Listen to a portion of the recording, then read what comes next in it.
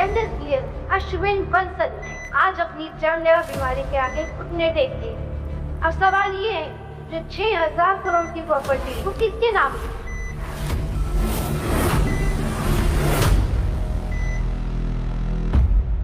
ये देखो, पूरी दुनिया में इसकी मरने की खबरें छप रही हैं और ये यहाँ जीने की उम्मीद लिए बैठा है। जो उम्मीद नहीं छोड़ रहा है उसको दुनिया छोड़ने पे मैं मजबूर करूंगी। तुम्हें किडनी की क्या जरूरत है? तुम्हारे पास वैसे भी कम टाइम है। तो हम सोच रहे हैं कि तुम्हारी किडनी निकाल के तुम्हारे भाई रॉनी को लगा दो। Kidney transplant? वैसे अब हमारा टाइम वेस्ट मत करो, इस पे और 6,000 करोड़ की प्रॉपर्टी पे साइन करो। अपनी सारी जायदाद अपनी माँ के नाम करो। आप ये कैसे कर सकते हो? आप मेरी माँ हो। बदनसीबी से तुम जिंदा हो तो सिर्फ अपने बेवकूफ बाप की बदौलत। डिवोर्स के बाद वो हर महीने तुम्हारे नाम पे मुझे पैसे बेचता था, तभी अब तक तुम्हें जिंदा रखा, नहीं तो तुम्हें मैं कब से मार देती। लेकिन आप तो कहती थी कि पापा मुझसे नफरत करते थे, वो मेरी फिक्र नहीं करते थे। अपने फायदे के लिए झूठ बोलना तो इंसान की फितरत होती है। इंसान नहीं, हैवान है आप। और तू कौन है? जिस बाप ने पूरी जिंदगी तेरी इतनी चिंता की, उसे तूने अकेला छोड़ दिया। बाईपास सर्जरी अभी नहीं की तो आपके पिताजी नहीं बचेंगे, इसमें आपके साइन चाहिए। ध्यान से पढ़िए डॉक्टर, इसमें लिखा है कि करीबी रिश्तेदार, और मेरा इनसे कोई भी रिश्ता नहीं है दूर दूर तक। अब ये मरे जिए मुझे फर्क नहीं पड़ता। ऊपर वाला सब कुछ देख रहा है बाप। अब तो सारी दुनिया देखेगी मिसेस तृप्ति बंसल को करोड़ों की मालकिन बनते हुए। टाइम वेस्ट मत करो, बी अ गुड बॉय।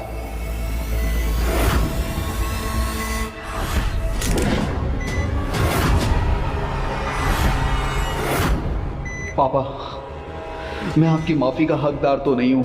मैंने जिंदगी भर आपको सिर्फ दर्द और दुख दिए हैं, और अगर भगवान ने एक बार और मौका दिया आपका बेटा बनने का, तो सिर्फ आपका बेटा नहीं, आपका गुरूर बनकर आऊंगा।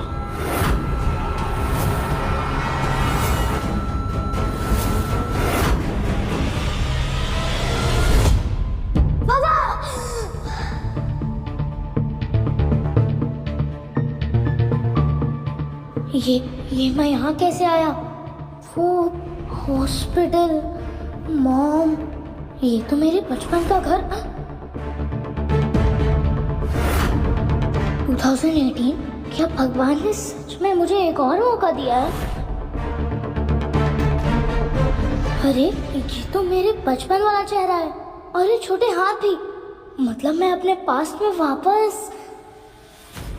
मैं ना अब ये शादी में बिल्कुल नहीं रह सकती। मॉम डैड की वो बचपन वाली लड़ाइयाँ। ये लो डिवोर्स पेपर, और इसे अभी के अभी साइन करो। तो तुम इतना सेल्फिश कैसे हो सकती हो?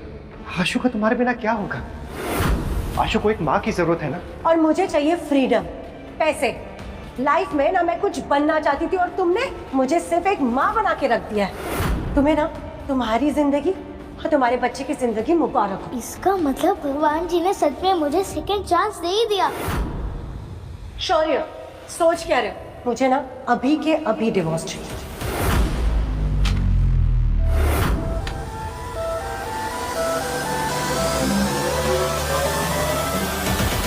आशु, लो, हो गया डिवोर्स।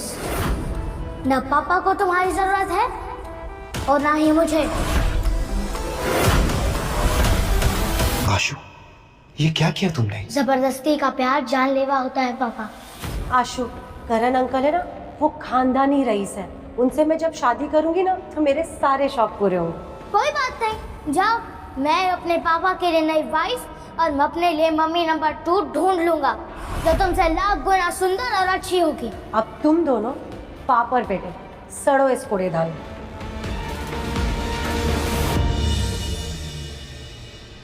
मैं चाहकर भी तुम्हें ऐशो आराम की जिंदगी नहीं दे सकता। दुनिया में मुझसे बुरा कोई बाप ही नहीं होगा। बुरे लोग नहीं, बुरा वक्त होता है पापा, और वक्त को बदलते देर नहीं लगती। अगर तुम मेरा साथ दोगे तो हम दोनों मिलकर ना इस वक्त को भी बदल देंगे। बस हमेशा अपने पापा की हिम्मत बने रहना तुम।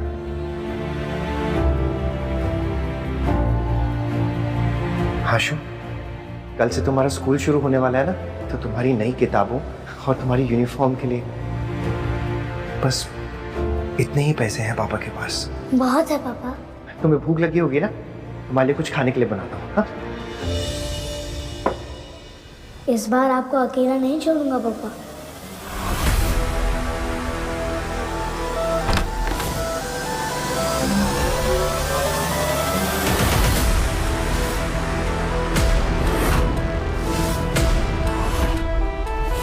अरे ये किसका बच्चा है? चाय वाला होगा।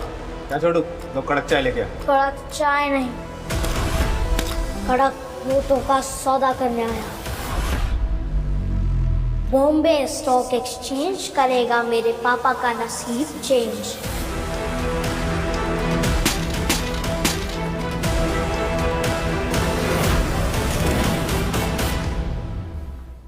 चलो नाश्ता कर लो आशु। आशु, गुल्लक। इंस्पेक्टर साहब, पैसे गए तो गए, पर मेरे बेटे को कुछ नहीं होना चाहिए। एक बस वही है मेरा जीने का सहारा। सीसीटीवी फुटेज में तो दिख रहा है तेरा बेटा ही गुल्लक लेके गया है। Stock exchange? आशु, तुम क्या करने वाले हो? पैसे कम थे, पर इस मित्तल गोल्ड स्टॉक से मैं 50 गुना पैसे बना लूंगा। पापा की तकदीर बदलने के लिए यहीं से शुरुआत करना ठीक हुआ।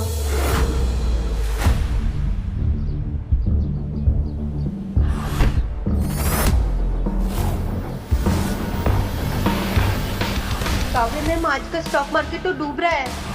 जो गहराई में डूबती हुई शेयर मार्केट में से सबसे महंगा मोती बाहर निकाल ले, वही बनेगा एशिया की सबसे बड़ी कंपनी वरदान ग्रुप्स का फाइनेंशियल एडवाइजर। बच्चे, ये शेयर तुमने खरीदे हैं? मित्तल गोल्ड्स का प्राइस गिरने वाला है। बेटर है कि तुम ये स्टॉक वापस कर दो और अपने घर चले जाओ। आपको कुछ नहीं पता। एक सीक्रेट बताओ, अगले आधे घंटे में रशिया यूक्रेन पर बड़ा हमला करने वाला है और अगले 10 दिन में फॉरेन गोल्ड स्टॉक्स 50 गुना तक बढ़ेंगे। बहुत ही अच्छी कहानी है। एक सजेशन दूं? मुफ्त की सलाह ना मैं देता हूँ और ना ही लेता हूँ।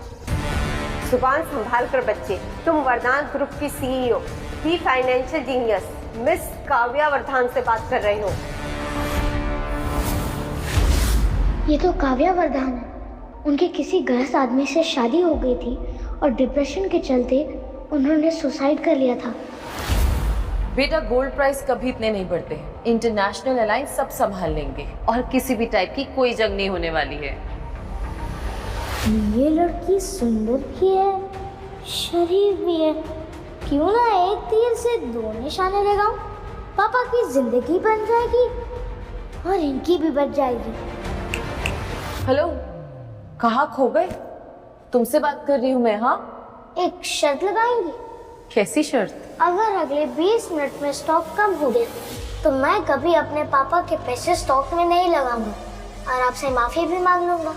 और अगर स्टॉक बढ़ा तो आप मेरी हर बात मानेंगे और मेरे पापा से शादी करके मेरी मम्मी नंबर 2 बन जाएगी। ये मेरी तरफ से शगुन। क्या दीपक की समझे?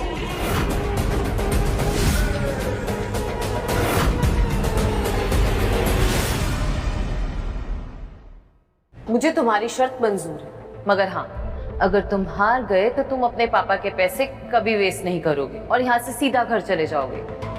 प्रॉमिस? प्रॉमिस। आशु, आशु, तुम यहाँ क्या कर रहे हो? और गुल्लक के पैसे कहाँ हैं? वो सारे पैसे मैंने स्टॉक पे लगा दिए पापा। इतनी मेहनत से एक एक पाई मैंने जोड़ के वो पैसे इकट्ठे किए थे और तुमने ऐसे गवा दिए। हमारी तकदीर बदलने वाली है और वो सिर्फ 20 मिनट में। रातों रात अमीर हो जाएंगे। घर, गाड़ी, बंगला हम सब ले लेंगे। रातों रात अमीर? चप्पल चुराने वाले कब से महंगे जूते पहनने के ख्वाब देखने लगे। और तू टिंगू, शेयर मार्केट के बारे में पता भी है तुझे कुछ? जबान संभाल के बात करो। और तुम अपनी औकात संभाल कर बात करो। करण मल्होत्रा को आखिर क्या रहे हो तुम? मार्केट में न्यूज़ है कि एक बेटे ने बाप के सारे पैसे लंगड़े घोड़े पे लगा दिए। अभी पता चला कि वो तो तुम दोनों हो।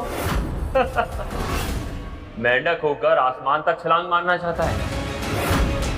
अच्छा वाह, तुम दोनों के साथ ना मैंने अपना रिश्ता तोड़ दिया, नहीं तो मैं भी एक मजाक बनकर रह जाती। गरीब भले ही हम, पर सस्ते में तुम जैसी पट गई। बहुत जुबान चलती है तेरी। स्टॉक की स्पेलिंग भी आती है? STOCK। क्या कर रहा है? बातें बात हो गई, अब तुम्हारी पोल खोलने का टाइम आ गया है। कितने बुरे स्टॉक्स खरीदे आपने यहाँ?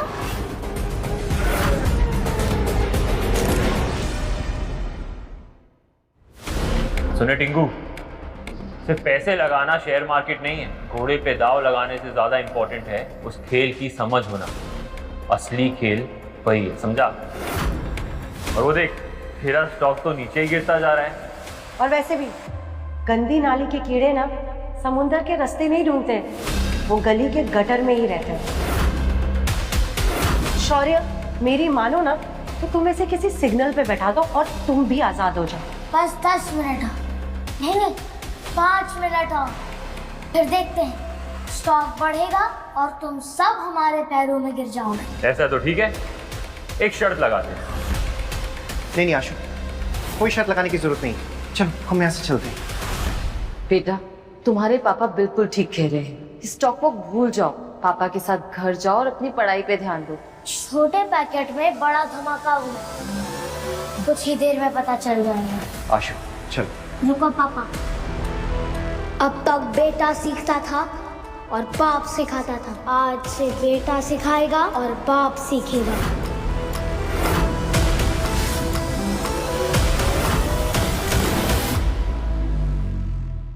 बस एक बार मुझ पर विश्वास कर लीजिए पापा। क्या लाइफ में एक बार नहीं जीतना चाहते? जीतने के लिए किस्मत चाहिए, लेकिन तुम्हारे कपड़ों की तरह तुम्हारी किस्मत भी फटी हुई है। बाप भिखारी तो बेटा जुआरी। वाह। शुक्र है मैंने इसकी कस्टडी नहीं दी, वरना मेरे पैसे भी चला देता।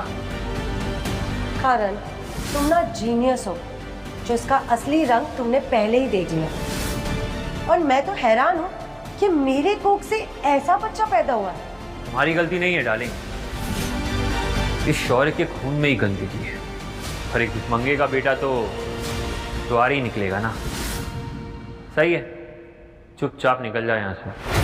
हार जीत का तो पता नहीं आशु, पर आज किसी के दांत जरूर टूटेंगे। गार्ड्स! अरे हटो तुम। क्या बात है पापा? शौर्य, तुम पागल हो गए हो क्या? पागल हो गया हो या नहीं, तुम्हें क्या फर्क पड़ता है? और आशु बिल्कुल सही कह रहा है, हमेशा हम हारे क्यों? पापा, आज के बाद आप कभी नहीं हारेंगे, चाहे कुछ भी हो जाए। मैं आपकी नाक नहीं कटने दूंगा। बोलो करण, कैसी शर्त लगानी है तुम्हें?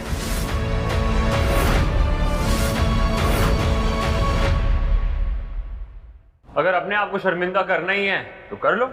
15 मिनट में अगर ये स्टॉक ऊपर नहीं आया तो तुम दोनों जिंदगी भर मेरे नौकर बन के रहोगे। लेकिन आशु बच्चा है, इसमें उसे घसीटने की जरूरत नहीं है तुम्हें। कोई बात नहीं पापा, जीत हमारी होगी। शौर्य, तुम सोच भी कैसे सकते हो कि तुम जीत जाओ? क्या तुमने सच में मान लिया है कि तुम्हारा बेटा यूं ही हवा में कोई भी शहर चुन लेगा और पैसे लगा देगा और तुम पैसे जीत जाओगे? लेकिन अगर आप हार गए तो? अगर हम हार गए तो यही सबके सामने घुटने टेक कर तुमसे माफी मांगेंगे और तुम दोनों के रास्ते में कभी नहीं आएंगे। पक्की बात? पक्की। लेकिन अब तेरे पास सिर्फ 13 मिनट बचे हैं। जिंदगी भर मेरे जूते साफ करने के लिए तैयार हो जा। सॉरी, तू आशु को अच्छे स्कूल में डालना चाहता था ना? टेंशन मत ले, मैं हूं ना, मैं डालूंगा, लेकिन प्यून बनने के लिए। अभी समय बाकी है। हमारा समय तो तभी खत्म हो चुका था शौर्य, जब तुमने करण मल्होत्रा से पंगा लिया था। अगर मुझे अपनी असलियत इनसे छुपानी ना होती तो मैं इनकी मदद ज़रूर करती, लेकिन ये स्टॉक मार्केट किस्मत के दम पे नहीं चलती। समय खत्म हुआ आशु, जूते साफ करने के लिए तैयार हो? आशु को इसमें घसीटने की कोई जरूरत नहीं, उसकी नादानी समझ के उसे छोड़ दो। ठीक है, इसे माफ कर दूँ, लेकिन तू अभी सबके सामने मेरे जूते चाटेगा। क्या हुआ शौर्य? तू तो कहता था बेटे के लिए जान भी दे देगा। तो घुटने टेक, चाट मेरी जूते, दिखा कितना प्यार करता है तू अपने बेटे से। मैं छुटने के लिए तैयार हूँ। पापा, छुपने का जमाना गया। अब दुश्मन के गुरूर को अपने ऊपर लाने का वक्त आ गया। अटेंशन प्लीज, आज मित्तल गोल्ड स्टॉक की कीमत में 50 गुना की भारी उछाल आई है। सभी शेयर होल्डर्स तुरंत ध्यान दें।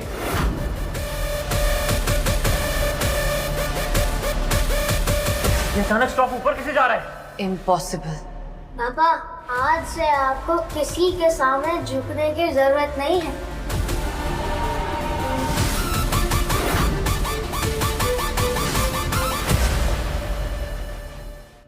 What the hell is happening? अचानक से स्टॉक ऊपर कैसे जाने लगा? क्या बढ़ गया है? हमारे हौसले का कद बढ़ गया है पापा। हमने सच में पैसे कमा लिए? मतलब वो 50 गुना हो गया? अपनी खुशी को रोक के रखिए पापा, क्योंकि अगले एक हफ्ते में ये 2.5 लाख 5 करोड़ तक जाएंगे। 5 करोड़? लेकिन ये कैसे पॉसिबल है? रशिया और यूक्रेन के बीच वॉर शुरू हो गई है, इसलिए फॉरेन गोल्ड के प्राइसेस तेजी से ऊपर जा रहे हैं। I don't believe this. इन फकीरों के पास इतने पैसे। शायद भूल गई है मॉम के नाम पे धब्बा कि फकीर के हाथ में भी किस्मत की लकीर होती है। और आपके नए हस्बैंड घुटने टेकने के लिए तैयार है ना? ज्यादा मत उड़ बच्चे, उड़ते हुए परिंदों के पर काटने की आदत है मुझे। आप पर कौन भरोसा करेगा? प्रॉमिस तो पूरा नहीं किया आपने। लगता है तुझे तेरी औकात दिखानी पड़ेगी। गार्ड, इसकी टांगे तोड़ दो और समुंदर में फेंक दो। रुक जाओ।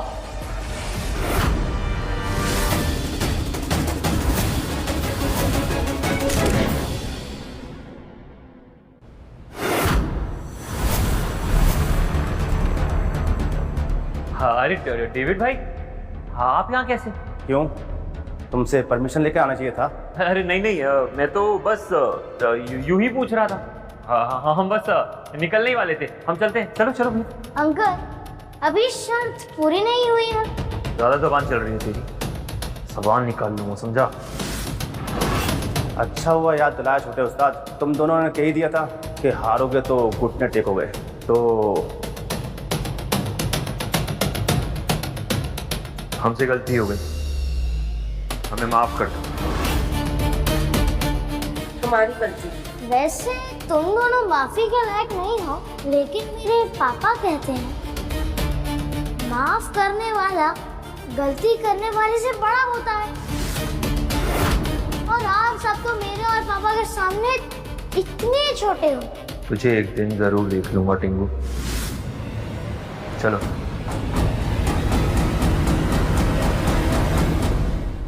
थैंक यू डेविड, तुम जा सकते हो।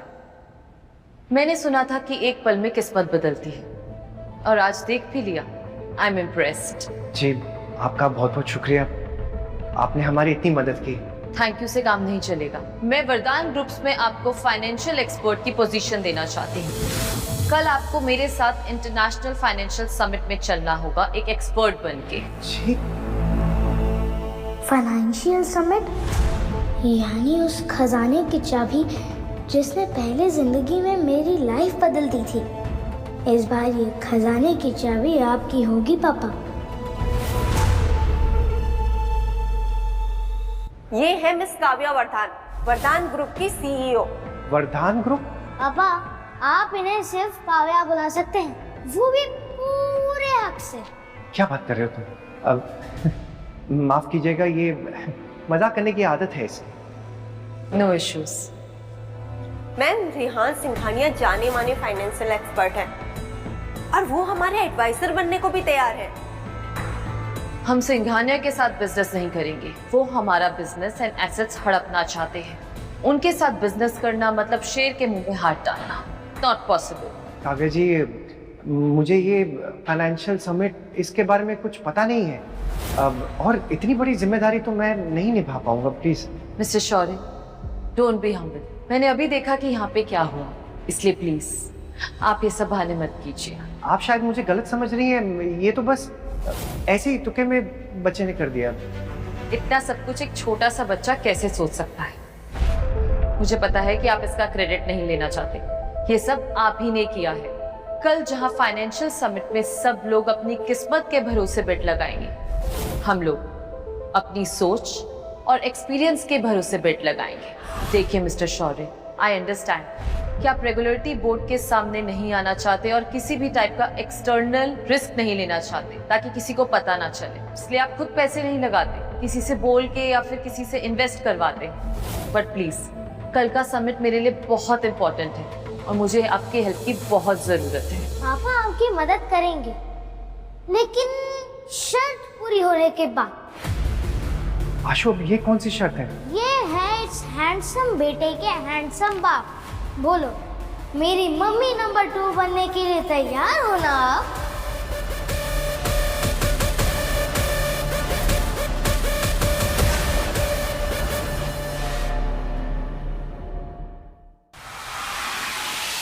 करण, कहीं हम गलत तो नहीं है? और वो आशु जीनियस। मोंटी, तुम भी ना कभी कभी वो बदबूदार मोहल्ले के लोगों की जैसे बातें करती है। देश विदेश के जाने माने बिजनेसमैन पहुंचे मुंबई। उस फाइनेंशियल समिट के लिए जो तय करेगा वर्धन ग्रुप का भविष्य। उनके गिरते हुए शेयर्स को देखकर लग रहा आने वाला कल उनके लिए कंगाली का संदेश ला सकता है। हम लवेंगे, हम सो लवेंगे। ये वरदांस का प्लान था। शौर्य और आशु वरदांस के साथ तो? अरे उन दोनों की ठेले लगाने की औकात नहीं है, वो क्या ज्वाइन करेंगे वरदांस को? ये सब एक गेम था, एक माहौल बनाना चाहते थे उन लोग। अभी मैं सोचूं उस भिखारी शौर्य को डेविड, उनका हेड सिक्योरिटी गार्ड, बचाने क्यों आया? Karan, that's why I love you. तुम ना यहाँ पे सबसे ज्यादा समझदार। बहुत जल्दी तुम्हारा वो भिखारी एक्स हस्बैंड और उसका बेटा तुम्हारे सामने नाक करते दिखेंगे, और ऐसा कि उनके लिए जमीन भी कम पड़ जाए।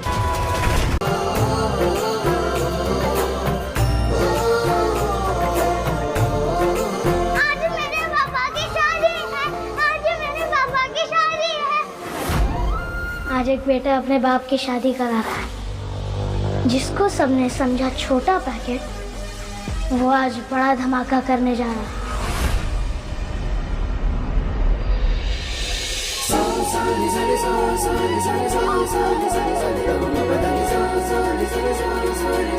शादी मुबारक मम्मी नंबर 2। थैंक यू बेटा, मैंने अपना वादा पूरा किया और आज आपको फाइनेंशियल समिट पर आकर अपना वादा पूरा करना है। सी पापा, मम्मी नंबर 2 कितनी स्मार्ट है और ब्यूटीफुल भी। लेकिन आज जब समिट में मैं कुछ बोल ही नहीं पाऊंगा तो नया नया जो ये रिश्ता जुड़ा है ना, ये भी वो तोड़ देगी। पापा, ये रिश्ता कभी नहीं टूटेगा, कभी नहीं।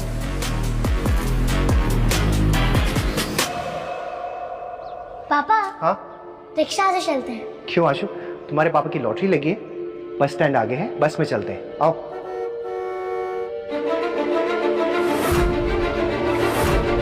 लग गई लॉटरी। लगता है आज आपका राजयोग शुरू हुआ।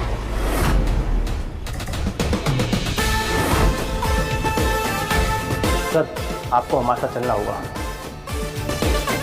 किस राजयोग की बात कर रहे हो तुम आशु? मैंने तो अपने सपने भी गिरवी रख दिए, पता नहीं अब क्या होगा। सर, गाड़ी बैठिए ना। काव्य मैडम ऑर्डर है, पहले शॉपिंग फिर फाइनेंशियल समिट। मैडम आपको वहीं मिलेंगी। 256 नंबर की बस आती होगी, बस हम उसमें चले जाएंगे, आप तकलीफ मत कीजिए। अरे पापा, आप मम्मी नंबर 2 की बात नहीं मानेंगे तो वो नाराज हो जाएंगे। मैं तो अपनी नई मामा की हर बात मानूंगा। अब चलिए। चलिए सर।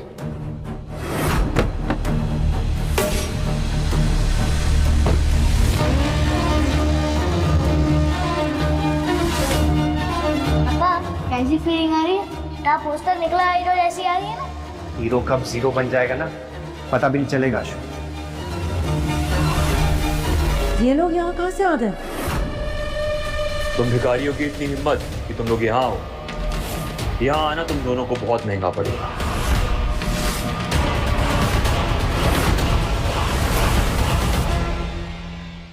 आपको क्या लग रहा है मिस्टर मल्होत्रा, ये फाइनेंशियल समिट आपके बाप की जागीर है? शौर्य, जबान संभाल कर बात करो, वरना क्या मॉम के नाम पे धप्पा? फिर से कोई शर्त लगा के घुटने टेकने वाली हो क्या? क्यों बेकार में अपनी बेइज्जती करवा रही हो तुम? ये गली का कुत्ता और ये चूहा बहुत फुदक रहे हैं। आज उनका सामना शेर से होगा। लगता है आपने शेर और चूहे की कहानी नहीं सुनी अंकल। ये तो वही दो लोग हैं ना जो कल शेयर मार्केट में अपना जादू दिखाया था। अरे कल इनका नसीब अच्छा था, हर दिन किस्मत थोड़ी साथ देती है। शौर्य, तुम अभी के अभी करण से माफी मांगो, नहीं तो तुम और तुम्हारा बेटा यहाँ से जिंदा नहीं जाएंगे। आशु बिल्कुल सही कहता है, मॉम के नाम पे धप्पा ही हो तुम। नहीं मानती मैं अपने आप को इसकी माँ। तुमसे शादी करना और इसे पैदा करना मेरी जिंदगी की सबसे बड़ी बेवकूफ़ी। सही कह रही हो तुम। वैसे भी जिसने रिश्तों को छोड़कर दौलत अपना ली हो, उससे बड़ा बेवकूफ तो कोई हो ही नहीं सकता।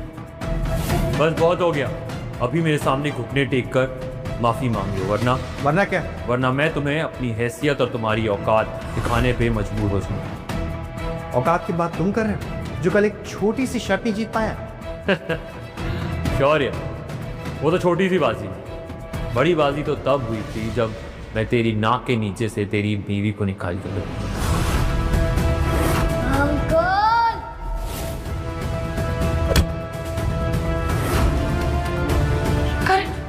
तुम ठीक तो? मैं तुम्हें चैन से जीतना तो दूर, चैन से हारने भी नहीं दूंगा।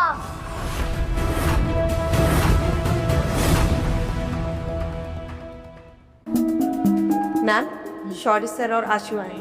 Okay, let's go. शौर्य, संभालो अपने बदतमीज बच्चे को, नहीं तो अंजाम अच्छा नहीं होगा। मेरे पापा तुम जैसों की धमकियों से डरते नहीं है। आशु, बस बहुत हो गया। सही कह रहा है, बस बहुत हो गया। अब तुम्हें बाहर फिकवाने का टाइम आ गया है। गार्ड्स, रुक जाओ।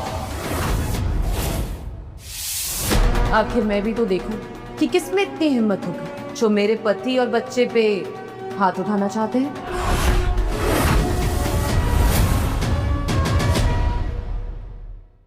अच्छा, बहुत शौक है तुम्हें इस लावारिस बच्चे की माँ बनने का?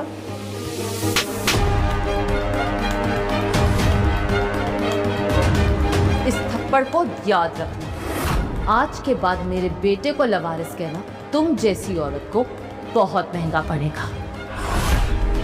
सिर्फ नाम की नंबर 2 हो, बाकी हर तरफ से नंबर 1। तुमने शौर्य से शादी कर ली, जिस आदमी को मैंने कचरे की तरह फेंक दिया था। मुझे बहुत ही तरस आता है तुम जैसी औरतों पे, जो शौर्य जैसे पति की इज्जत नहीं कर सकी। भूल गए तुम लोग किसके लिए काम करते हो? मारो इन्हें।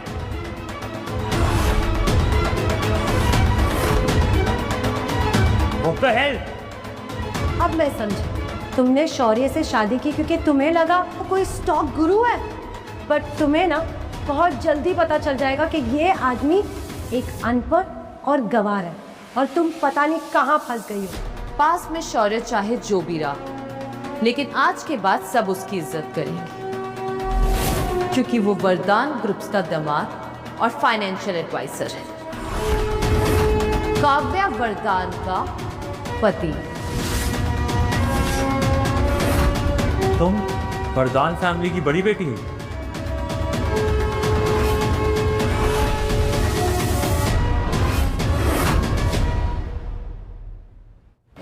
ये कैसे हो सकता है? एक राह चलते आदमी से काव्या वरदान ने शादी कर ली?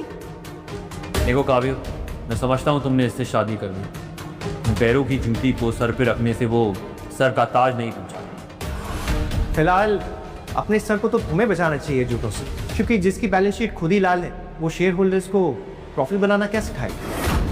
Whatever. प्रेम काव्या, मैं तुम्हारे शेयर होल्डर्स को बता दूंगा कि तुमने इस राह चलते आदमी को अपना फाइनेंशियल एडवाइजर बना दिया है। फिर देखता हूँ कितना भरोसा करेंगे वो तुम पे। अगली बार से सोच समझ के बात करना कि तुम्हारे सामने कौन खड़ा है। और जहां तक बात रही मेरे शेयर होल्डर्स की, तो वो तुम जैसे आदमी की बातों से बहकने वाले नहीं। अब नवेंगे, बहुत भरोसा है ना तुम्हें इस पे, तो ठीक है। आज एक स्टोन ऑक्शन है, देखते हैं वहां ये 2 कौड़ी का आदमी मुझसे जीतता है कि नहीं। आशु, स्टोन ऑक्शन? मुझे तो पत्थरों के बारे में कुछ पता ही नहीं है। पापा कोई बात नहीं, बस ये समझिए कि एक बड़ा वाला पत्थर दुश्मन के दिमाग पे पड़ा है, और चाहे खेल कुछ भी हो, जीत सिर्फ हमारी होगी। पक्का? तो फिर ठीक है, मिलते हैं ऑप्शन में। अब होगी पार्टी शुरू। इस ऑक्शन में सिर्फ पत्थरों की नहीं, इज्जत की भी बोली लगी।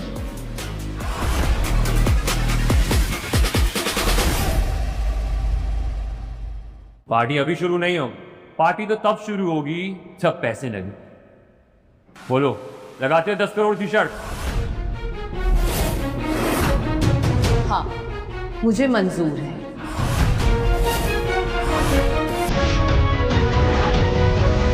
Namaste, ladies and gentlemen. We are going to present you the rarest treasure of this decade.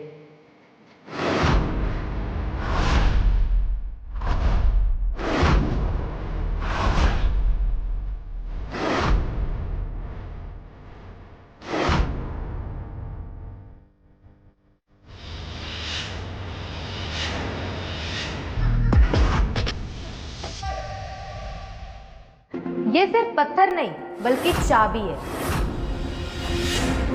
तकदीर की चाबी। जो भी बोली जीतेगा उसे उसके पत्थर को हमारे इस एंशिएंट ज्वेल कटिंग टूल से उसके पत्थर को कट करने का मौका मिलेगा। हमारे साथ एक जेमस्टोन एक्सपर्ट हैं जो आपको आपके पत्थर की कीमत बताएंगे। मुझे तो बहुत डर लग रहा है मैम। शौर्य सर की समझ में कुछ आएगा? उन्हें पत्थरों की पहचान है नहीं। शौर्य को पत्थर की पहचान हो या ना हो, मगर मुझे हीरे की पहचान जरूर है। मैंने यहाँ आने से पहले एक इनसाइडर से पता लगाया था। पहले, दूसरे, तीसरे पत्थर में खास टाइप के जेमस्टोन्स हैं। जो भी उन्हें खरीदेगा वो जीत जाएगा, मगर जो भी तीसरा पत्थर खरीदेगा वो बर्बाद हो जाएगा, क्योंकि उसमें जेमस्टोन का निकलना बहुत मुश्किल है। पापा डरो मत, बस एक्टिंग करो कॉन्फिडेंट रहने की। तो शुरू करते हैं इस सदी का सबसे बड़ा जेमस्टोन ऑक्शन।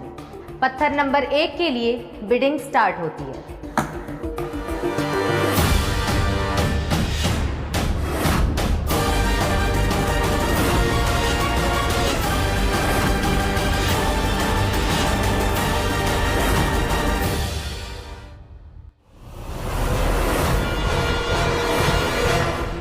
आशु, मुझे तो पसीने आ रहे हैं, घबराहट भी हो रही है।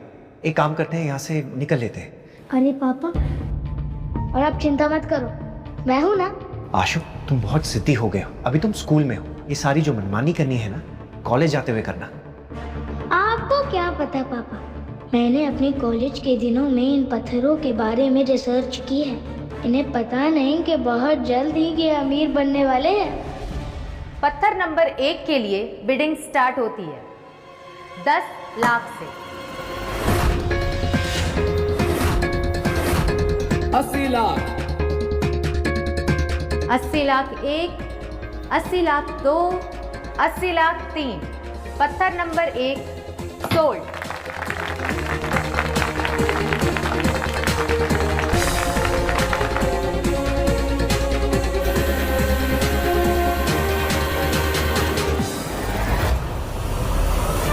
ऐसे चल के कोई भी आ गया ऑक्शन में, इन्हें तो जेमस्टोन की समझ भी नहीं है। आशु, तो कौन सा हम सालों से पत्थर तोड़ रहे हैं? मेरी मानो, अभी भी टाइम है, यहाँ से निकल लेते हैं। लगता है शौर्य को पत्थर नंबर 1 की समझ थी, इसलिए उसने इस पे पैसे बर्बाद नहीं करे। लगता है कि वो सीधा बड़ा दाव खेलना चाहते हैं। अब आता है पत्थर नंबर 2। बिडिंग शुरू होती है 50 लाख से। पापा ये पत्थर सही, हम यही वाला पत्थर चुनेंगे। नहीं आशु, बहुत रिस्की है। शौर्य बोली क्यों नहीं लगा रहे हैं? कहीं वो डर तो नहीं गए हैं? मैम, करण ने हाथ उठाया है। 1 करोड़ 20 लाख।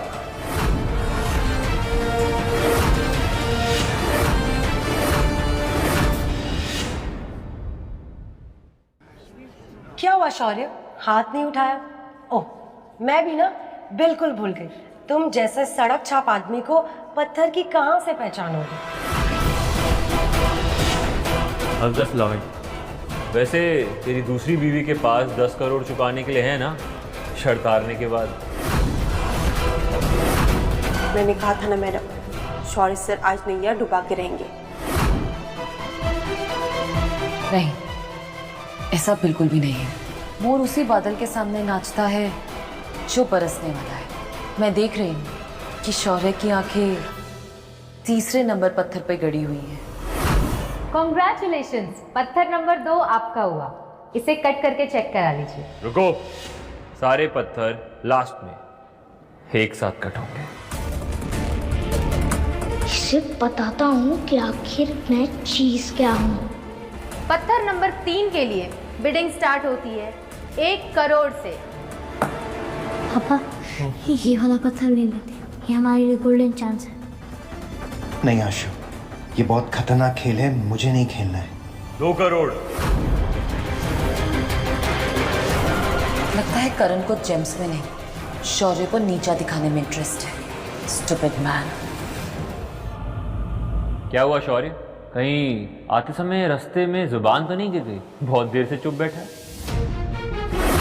करण, हमारी जीती हुई दौलत देख के ना उसकी आंखें भी गिर जाएंगी। और वैसे शौर्य, इतने दुखी मत लगो, क्योंकि अभी पार्टी तो शुरू होगी।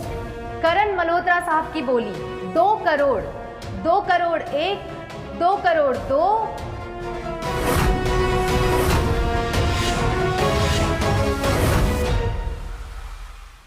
गौर से सुन लो सब लोग, ये तीसरा पत्थर मेरा है। ये शौर्य की खामोशी बता रही है कि इसकी जेब कितनी गहरी है, इतनी कि उसमें चिल्लर भी नहीं है ना शौर्य? पत्थर number 3 sold to mister Karan Malhotra.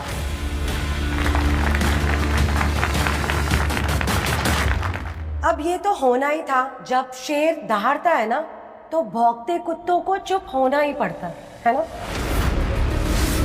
I'm just loving it। इन दोनों का चेहरा देख के ना मेरी जीत की खुशी दुगनी हो गई। शायद आपकी आंखों को चश्मे की जरूरत है अंकल। ये अभी भी एक पत्थर बाकी है। सुन रहे, ये जो चौथा पत्थर है ना, वो किसी काम का नहीं है। इस धरती पे बोझ है, बिल्कुल तेरी बाप की तरह।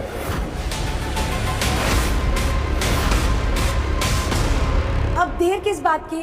ऑक्शन तो करण जीत ही गया है ना, तो अनाउंसमेंट भी कर दो। नो मैम, रूल्स के हिसाब से आखिरी पत्थर के बाद ही विनर डिसाइड होगा। पत्थर नंबर 4 बेकार है, टाइम वेस्ट। चलो चलते हैं। पत्थर नंबर 4 के लिए बिडिंग शुरू होती है 5 लाख से। 5 lakh.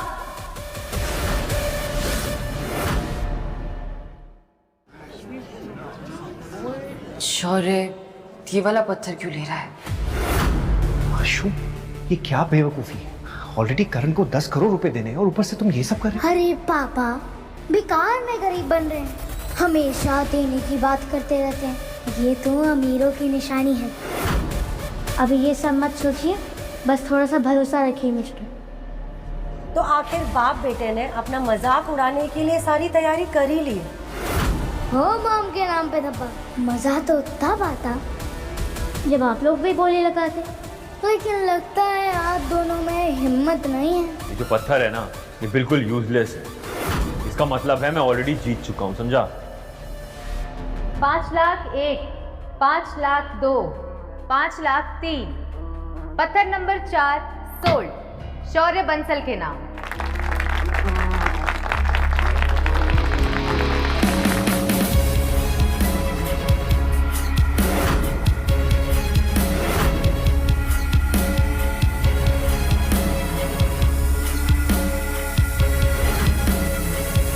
Cut the stone.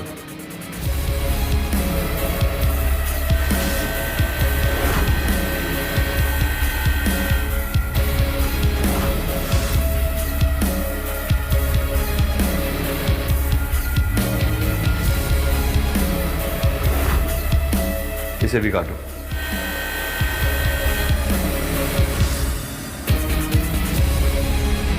Oh my God. देखा काव्या, मैंने कहा था ना कि मल्होत्रास हमेशा जीतते हैं। 10 करोड़ रेडी रखना, तुम शर्त हार गई। अरे इतनी भी क्या जल्दी है, हमारा पत्थर अभी कटना बाकी है। तो कह रहे थे।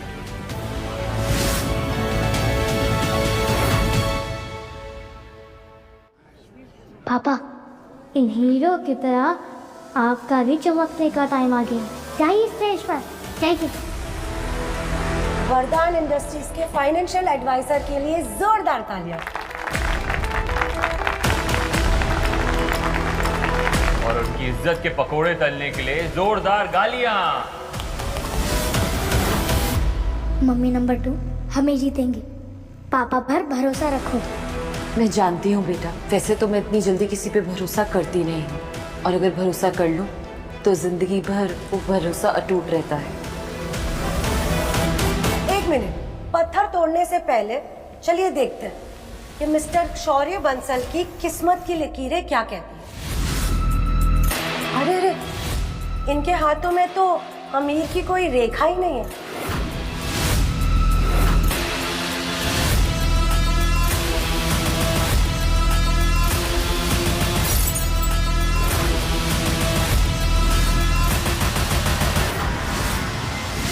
लकीर अगर नहीं है तो मैं खुद बनाऊंगा, और अगर मेरी किस्मत में अमीर बनना नहीं लिखा है तो मैं किस्मत को ही मिटाकर अपनी किस्मत नहीं लिखूंगा।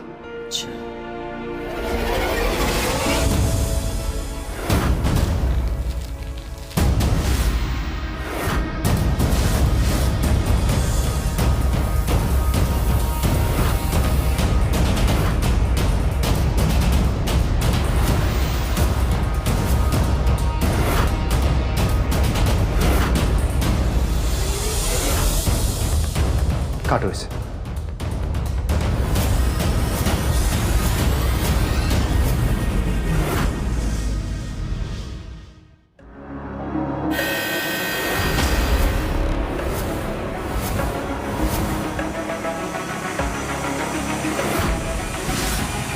लेडीज एंड जेंटलमैन, कहानी में ट्विस्ट है जिसकी किसी ने उम्मीद भी नहीं की थी।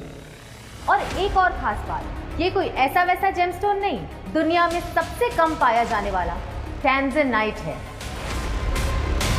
ऐसे स्टोन हजारों सालों में एक बार पाए जाते हैं, और इनमें से एक एक की कीमत कम से कम करोड़ों की होगी।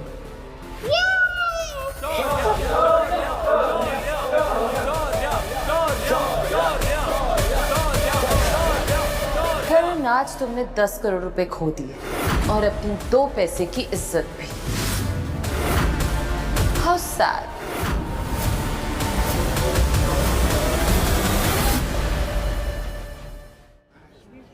नहीं, ऐसा नहीं हो सकता। ये ना, ये सब नकली है। दोबारा चेक करो। शौर्या जी, मान गए आपकी नजर को। सही पहचाना आपने, असली वैल्यू वहीं और में थी। नजर अच्छी है, तभी तो इन्होंने मेरी मम्मी नंबर 2 को चुना है।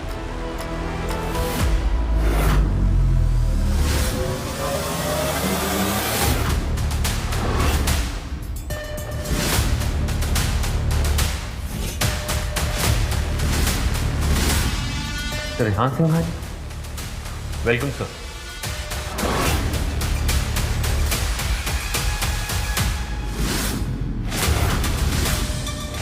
करण किसी और के सामने झुक गया। मैं डिस्कशन तो नहीं, डील करता हूँ। बहुत सुना है मिस्टर सिंघानिया के बारे में, कहते हैं ये जिस पत्ते पर हाथ रखे वो इक्का निकलता है। सुना है काव्या ने रेहान का रिश्ता ठुकरा दिया था। लगता है वो यहाँ काव्या और वरदान ग्रुप से बदला लेने आया है। इस पत्थर के सारे जेमस्टोन्स अब मेरे।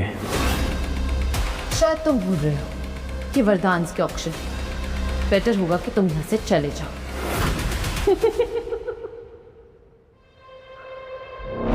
मैं निकल जाऊं? वो भी खाली हाथ? नॉट अ चांस काफी। आज मैं इस जगह से 2 चीजें तो जरूर लेके जाऊंगा। पहला ये जेमस्टोन्स और दूसरे तुम।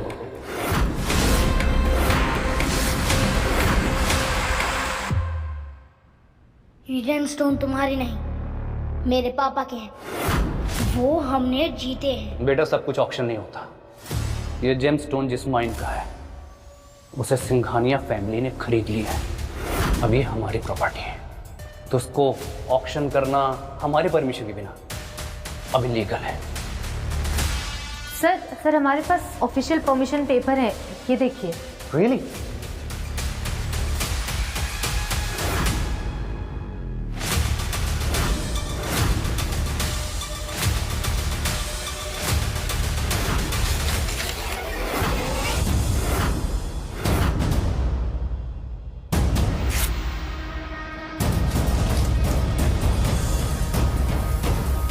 थोड़ा आया मुझसे 10 करोड़ लेने वाला। अभी जो टेंजनाइट है ना, ये भी हाथ नहीं आएगा तेरे। पापा जेमस्टोन देंगे, लेकिन मेरी मम्मी नंबर 2 को वेडिंग गिफ्ट के तौर पर।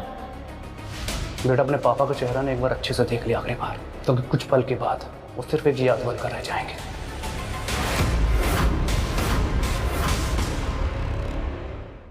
ये टेंजनाइट मेरे पापा मम्मी नंबर 2 को ही दी।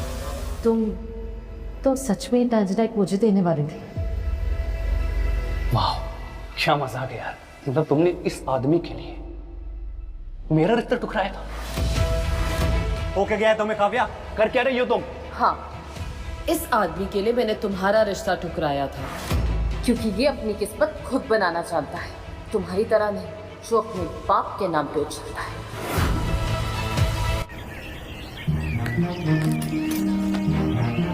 फूक मारो साजन।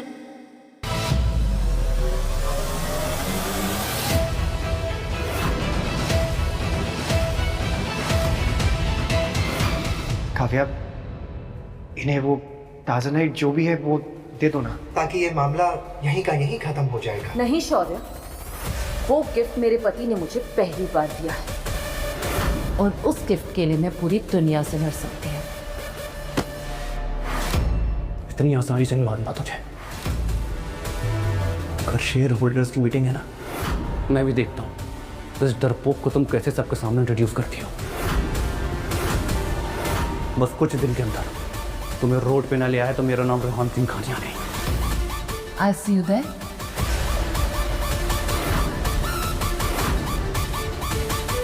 सी यू सून शौर्य।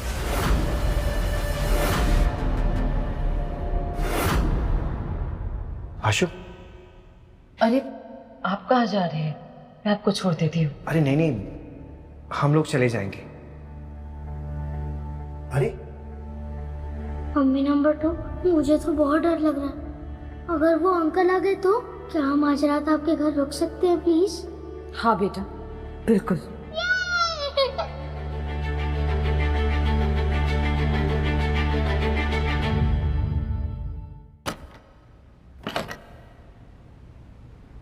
कितना बड़ा घर है, और ये लाइट्स पहले से ऑन क्यों है? बेटा मुझे बचपन से अंधेरे से बहुत डर लगता था, इसलिए घर की सारी लाइट्स हमेशा ऑन रहती हैं। मम्मी अब आपको डरने की कोई जरूरत नहीं है, हम हैं ना आपके साथ। नहीं आशु, हम यहाँ हमेशा कैसे रह सकते हैं?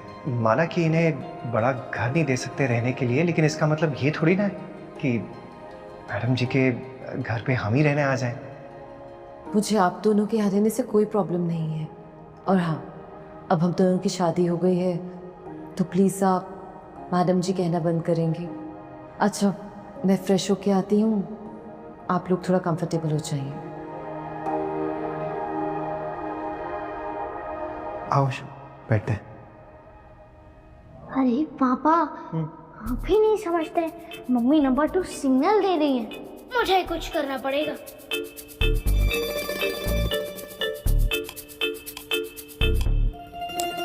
ये लाइट को क्या हुआ?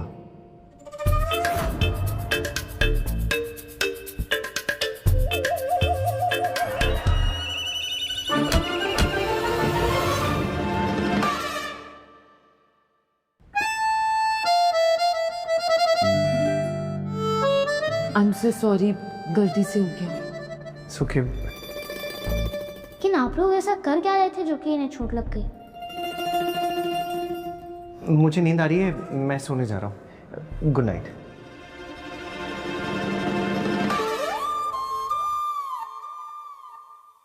Good morning mummy number 2। Good morning. Poha, upma, आलू के पराठे सब पापा ने बनाए हैं आपके लिए। खा के बताओ कैसा बना है। चलो। आप फाइनेंस में क्या कर रहे हैं? आपको तो शेफ होना चाहिए। This is so good. वैसे इस पोहे को खा के मुझे मेरी मॉम की याद आ गई। So good.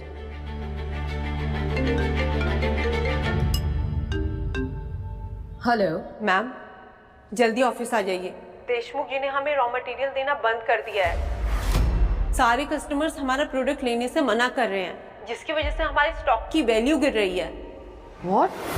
खबर मिली है कि सिंघानिया ग्रुप और देशमुख ग्रुप के बीच में एक सीक्रेट डील हुई है। वो अपना प्रोडक्ट मार्केट में हमसे आधे दाम में बेच रहे हैं। सारे कस्टमर्स उनकी तरफ जा रहे हैं। मैम, आप तुरंत ऑफिस आ जाइए। या आई एम कमिंग। मैं आ रही हूँ। मुझे कुछ जरूरी काम है, मैं आती हूँ। आई सी यू गाइस। हाशु, मैं रेहान सिंघानिया से जाके माफी मांग लेता हूँ। ये उसी ने किया होगा। जरूर फोन ऑप्शन का ना बदला ले रहा है वो हमसे। पापा, अगर आप वहाँ गए तो वो सब आपकी पिटाई करेंगे। अगर आपको मम्मी नंबर 2 की मदद करनी है तो मेरे पास एक आइडिया है। कैसा आइडिया?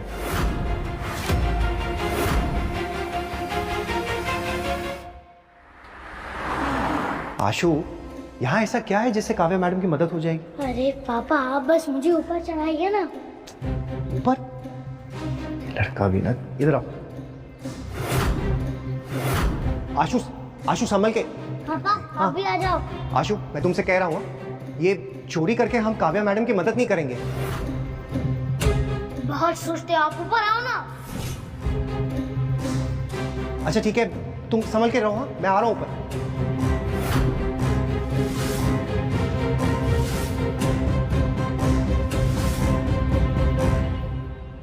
आशु, हम लोग यहाँ पे क्या ढूंढ रहे हैं? तुलजापुर की ब्लेड टेक्निक का सीक्रेट फॉर्मूला। क्या टेक्निक? तुलजापुर की ब्लेड टेक्निक, जो देशमुख फैमिली के विरासत का हिस्सा है, और वो फॉर्मूला अभी भी इस देशमुख मैंशन में ही रखा हुआ है। देशमुख मैंशन? आशु, देशमुख फैमिली से पंगा लेना ना मतलब मौत को दावत देना है। और जयराज देशमुख तो देश के सबसे पुरानी रईस आदमी है। वो हमें जिंदा नहीं छोड़ेंगे। तुम कहाँ ले आए हो? आप चलिए पा। अरे आशु, रुको।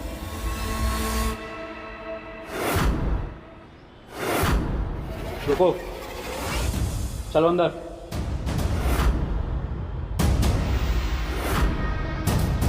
हर आए मेहमानों की खातिरदारी करना देशमुख बहुत अच्छी तरह से जानता है।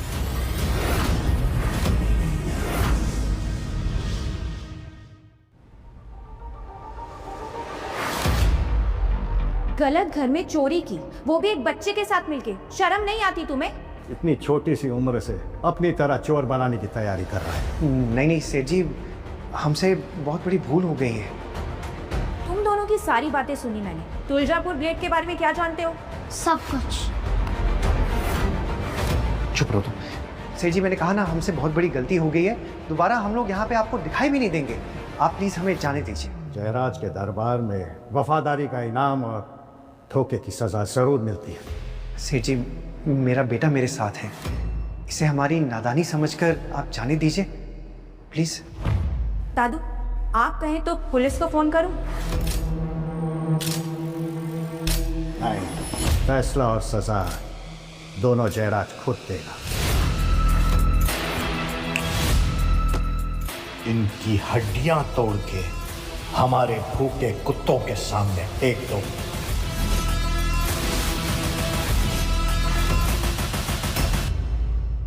मैंने तुम्हें जयराज जी के साथ मीटिंग फिक्स करने को कहा था, क्या हुआ उसका? कोशिश कर रहे हैं मैम, लेकिन वहां से कोई जवाब नहीं मिल रहा है। उनकी तरफ से कभी इतना लेट रिप्लाई नहीं आया। स्ट्रेंज। सेठ जी, मैं आपके सामने हाथ जोड़ता हूँ, प्लीज हमें जाने दीजिए। जाओगे तो तुम जरूर, लेकिन 4 कंधों पर। आशु, इस बार सच में ना हम लोग बहुत गंदा फंस गए। मेरा कुछ नहीं बिगड़ पाएंगे। तुम जानते नहीं, ये बहुत खतरनाक लोग हैं। सेठ जयराज देशमुख, तुलजापुर के अटूट धातु का वो फॉर्मूला ना आपके हाथ लगा है। ट्राई जितनी भी करनी है कर लो, लेकिन मैं ही जानता हूँ वो राज की बात। अभी भी मारना चाहते हैं हमें? अरे रुको,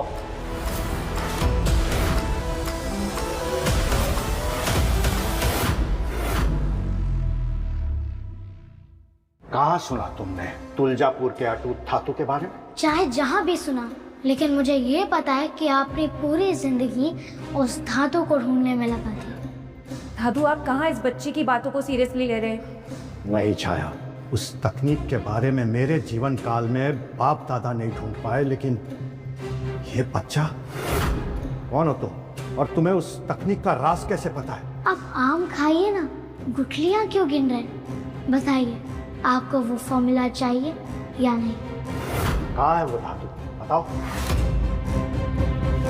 सेठ जयंत राव की मौत की खबर आई थी, और ये भी उनके मरने के बाद तुलजापुर का अटूट धातु उनके महल में एक शाही तलवार में पाया गया था। ये तो मेरे पूर्वजों का तकनीक है। इतने स्थानों से मैं ढूंढ रहा था, आज भाले में मिल गया।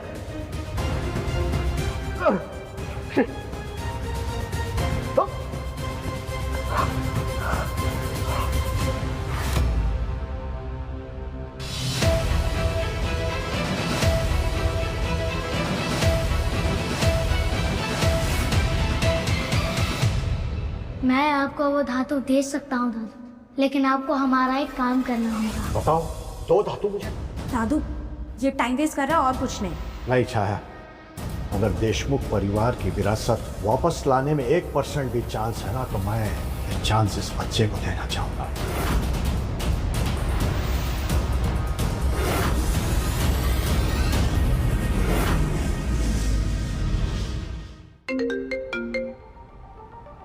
हेलो मम्मी नंबर 2, आपकी मदद करने का एक तरीका मिल गया है। हेलो, अब क्या कांड कर रहे हैं शौर्य जी और आशु? मैं नहीं जानती कि अब वो क्या कर रहे हैं, लेकिन पता नहीं क्यों मुझे उन दोनों पे पूरा भरोसा है। वो इस चुनौती को भी पार कर लेंगे। चलो, हम लोग बोर्ड मीटिंग के लिए लेट हो रहे हैं। प्रेसिडेंट काव्या, देशमुख कंपनी ने हमारी सारी डील्स कैंसिल कर दी है। हमारी कंपनी का दिवाला निकलने वाला है। कंपनी को बचाने का एक ही रास्ता है, आपको रेहान सिंघानिया से माफी मांगनी होगी। कंपनी को बचाने की मैं पूरी कोशिश कर रही हूँ। हाँ, आपने जो उनका फाइनेंशियल समिट में इंसल्ट किया, इसके लिए वो हमारी कंपनी के लिए मुसीबत खड़ी कर रहा है। हमारी मानिए तो जैसे पहले तय हुआ था वैसा ही करिए और रेहान से शादी करके कंपनी को डूबने से बचा लीजिए। हरगिज नहीं। सिंघानिया और वरदान के बीच में ऐसी कोई डील नहीं हुई थी कि रेहान की सिर्फ एक तरफा ख्वाहिश है जो कभी पूरी नहीं हो सकती।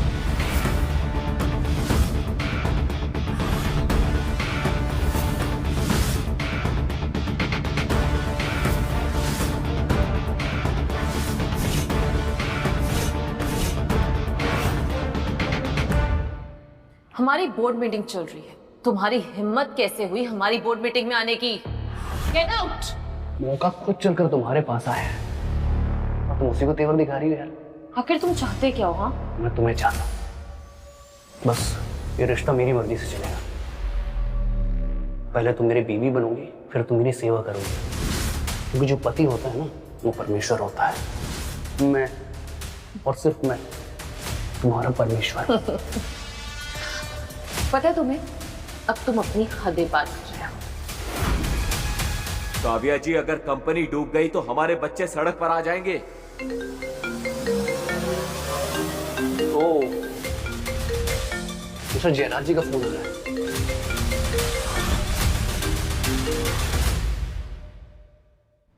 मैम, देशमुख जी तो हमारा फोन तक नहीं उठा रहे हैं और यहाँ वो रेहान को कॉल पे कॉल कर रहे हैं। हाँ जी सर, बोलिए। रियान, तुम कहाँ हो? सर मैं वरदान के ऑफिस में बैठा हूँ। ठीक है, तुम वहीं रुको, मैं भी वहीं आ रहा हूँ। ऑर्डर के बारे में कुछ जरूरी बात करनी है तुमसे। Okay sir.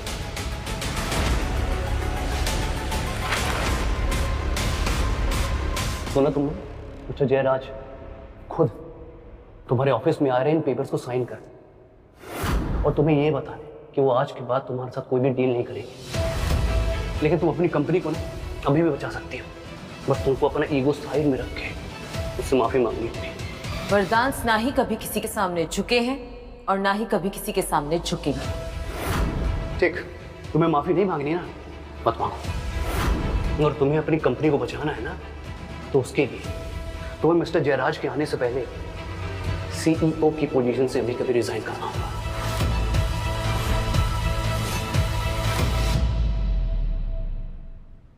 अब सोचने जैसा बचा ही क्या है? आप रिजाइन कर दीजिए और कंपनी से चली जाइए। मिस्टर वर्धन ये कभी एक्सेप्ट नहीं करेंगे। उसकी कोई जरूरत नहीं है, मैं आप लोगों की भलाई के लिए खुद ही रिजाइन कर दूंगी।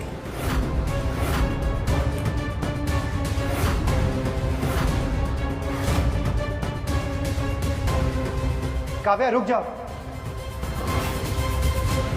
पेपर साइन मत करना। बकरा खुद चल कर आ गया कसाई के पास कटने, तुझे मारने में तो बहुत मजा आएगा। मजा तो अब आएगा।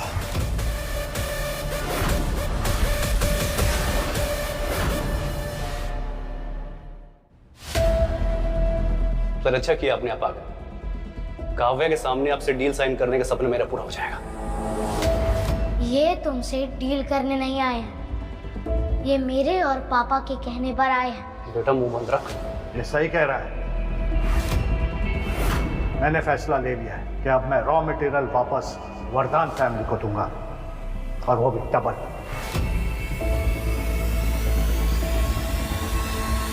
सर अगर मुझसे कोई गलती हुई तो हम बैठ के बात कर सकते हैं सर, लेकिन आप इस तरह अपने वादे से मुकर नहीं सकते। चुप करो, देशमुख तुम्हें सफाई देगा। तुम्हारी इतनी औकात नहीं हुई है बच्चे, और वैसे भी शौर्य तुमसे लाख लाख गुना काबिल है और नेक दिल है, इसलिए ऑर्डर तो इन्हें ही मिलेगा। किसने सोचा था शौर्य सर एक दिन देशमुख सर को हमारा पार्टनर बना देंगे? शौर्य सर तो छुपे रुस्तम निकले। सर अगर आप साइन कर दे तो? हाँ, हम साइन जरूर करेंगे, लेकिन पहले शौर्य और आशु एक वादा पूरा करें जो हमें दिया है। कैसा वादा?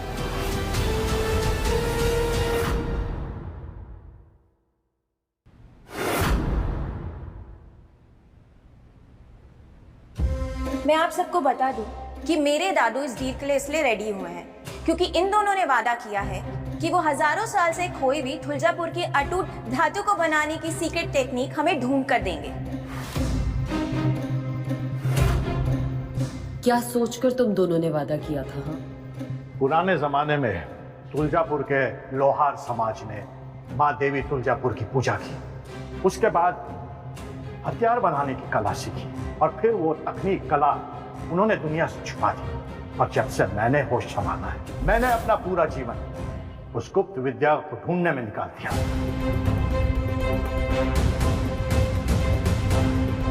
तुम्हारे बेटे के कहने पर हम अपना ये खानदानी हथियार यहाँ पर लेकर आए हैं, तो बताइए वो सीक्रेट टेक्निक कहाँ है?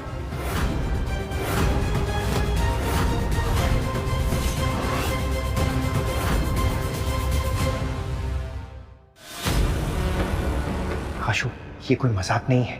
तुम्हें इसके बारे में किसने बताया? मेरे अंदर की आवाज ने बताया पापा। अंदर की? आपके ये दूध पीते बच्चे हमें बताएंगे इस प्राचीन तकनीक के बारे में? ये दोनों सिर्फ हमारा समय बर्बाद कर रहे हैं सर, और कुछ नहीं। हम दोनों अभी क्या करने वाले हैं, ये सबके सामने आ जाएगा। हे भगवान, प्लीज हर बार की तरह इस बार भी आशु की बात सच कर देना।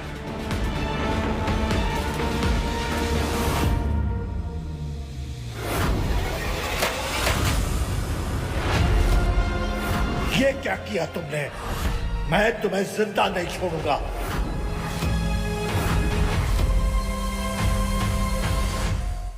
कुत्ता पालो बिल्ली पालो मगर कभी गलतफहमी मत पालो। काव्या, तुमने इस आदमी को समझदार समझने की गलतफहमी कैसे पाल ली? देशमुख खानदान जब वादा करता है ना, कहावतें बनती है, और जब सजा देता है तो मिसाल बनती है। मैं तुम दोनों को ऐसी सजा दूंगा कि लोग मिसाल नहीं देंगे, चेतावनी देंगे। एक मिनट, सजा देने से पहले आप अपने इस भाले को दिखेंगे नहीं? बस करो आशु बेटा, पहले ही बहुत नुकसान हो चुका है। और इस नुकसान की भरपाई तो वरदान इस जेल में तो चुका नहीं पाएगा। उसकी जरूरत नहीं है, इसका फैसला देशमुख परिवार लेगा। गार्ड्स, पकड़ लो इन दोनों को। रुको,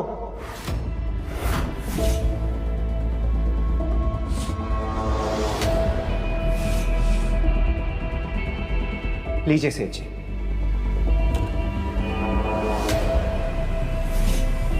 जिसकी आपके परिवार को सदियों से तलाश थी, तुलजापुर की अटूट धातु को बनाने की असली तकनीक।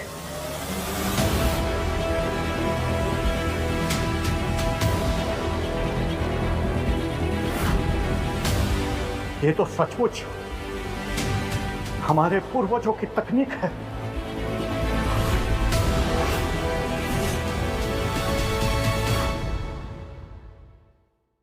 दादू, दादू क्या सच में हजारों साल पहले की गुम हुई हुई टेक्निक है? हाँ छाया, ये झूठी हो ही नहीं सकती। हम इस तकनीक को दुनिया भर में ढूंढते रहे, बस एक जगह भूल गए, हमारा ये पुश्ते नहीं भाला। अब इस टेक्निक से देशमुख परिवार का सॉलिड कमबैक होगा, या तो तलवार की धार से या तो जुबान की मार से।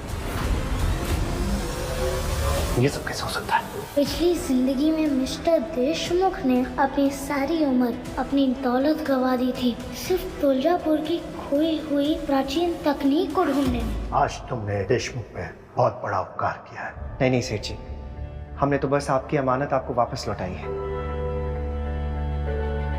ये शौर्य सच में छुपा हुआ हीरा है, और कितना अच्छा इंसान भी। ये सब जरूर इसकी कोई चाल है। मैं नहीं मानता एक राह चलते लफंगे ने इतने प्राचीन खजाने का पता ढूंढ निकाला। ये भाला नकली है, इसने चेंज किया इसको। क्या?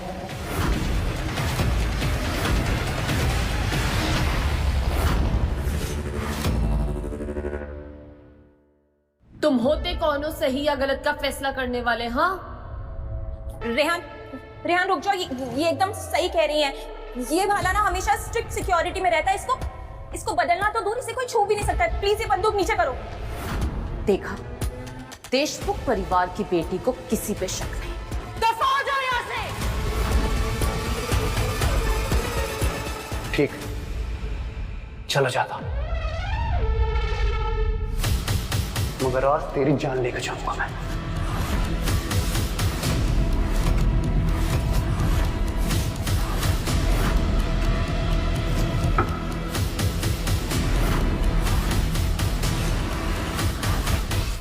ठीक, आज तो बच गया शौर्य। तेरा दिन था, मगर मेरी बात आज ध्यान से सुन ले। आज के बाद तुझे बर्बाद करना मेरा गुस्सा नहीं है, मेरी जिद है। और रेहान की जिद हमेशा खून से लिखी जाती है। Get out.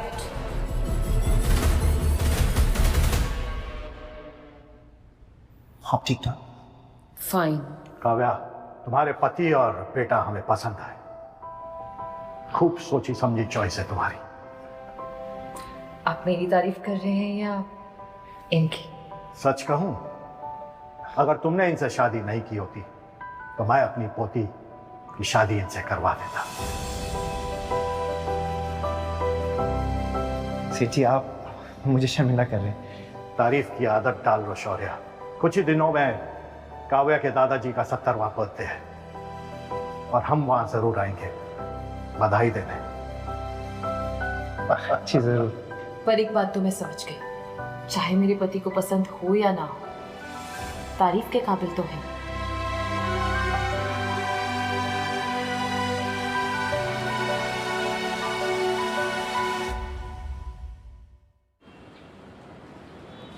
आशु, तुम्हारे दादू के लिए ना हम गिफ्ट एंटीक स्ट्रीट से ही खरीद कर देंगे। यहाँ ढूंढे तो खजाना भी मिल जाए। मैंने इस पे बहुत रिसर्च की है। मुझे तो ये समझ में नहीं आता है कि मैं तुम्हारा बाप हूँ कि तुम मेरे बाप हो। बेटा ही हूँ पापा, वो बेटा जो अपनी गलतियों को सुधारने के लिए वापस आया था। काश आपको पता होता कि यही वो स्ट्रीट है जहाँ से आपके बेटे ने एंटिक किक बनने का सफर शुरू किया था।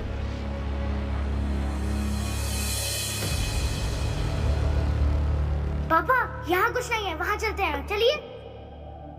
अशोक, ये दुकान तो देखने में ही बहुत महंगी लग रही है। ये तो शौर्य बंसल एंटीक स्टोर में एंटीक्स को पहचानना आता भी है इसे। अरे कुछ नहीं, आप चलिए ना, कोई बात नहीं, चलिए ना।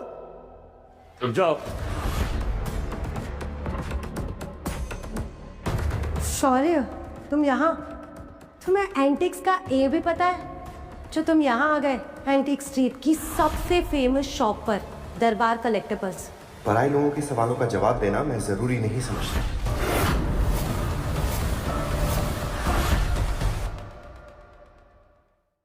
अब पराया बना ही दिया है तो तुम्हारा तमाशा बनाने में भी ना मुझे कोई अफसोस नहीं होगा। किस बात का तमाशा बनाओगी तुम धुपती?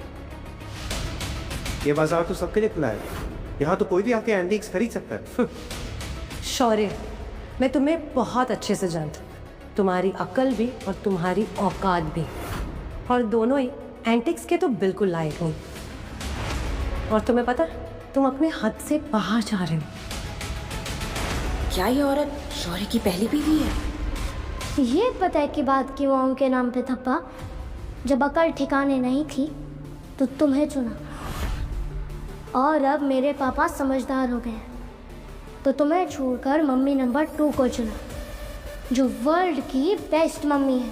तेरी तो अशोक, चलो ऐसे आ जाओ।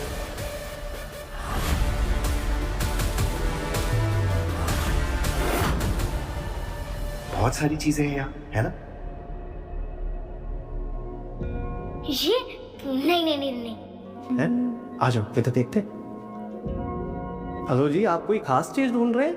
नहीं, बस ऐसे ही देख रहे हैं। फिर आप तो शायद गलत जगह पर आ गए हैं। आपके पास एईए कार्ड है? AEA card? Antique experts association card. अगर आपके पास ये कार्ड है ना तो आप इस दुकान से कुछ भी खरीद सकते हैं। अरे मैं तो ये कार्ड के बारे में बिल्कुल ही भूल गया। अरे ब्रिजेश, जिसके पास डेबिट कार्ड रखने की औकात नहीं है वो ये कार्ड क्या रखेगा? ये देख, AEA प्रीमियम कार्ड, ये सिर्फ स्पेशलिस्ट को मिलता है। बड़ी बड़ी कंपनीज अपने पसंदीदा लोगों को ये कार्ड्स चुन के कुछ जैसे रद्दी उठाने वाला ये कार्ड छूने के लायक भी नहीं है, समझा?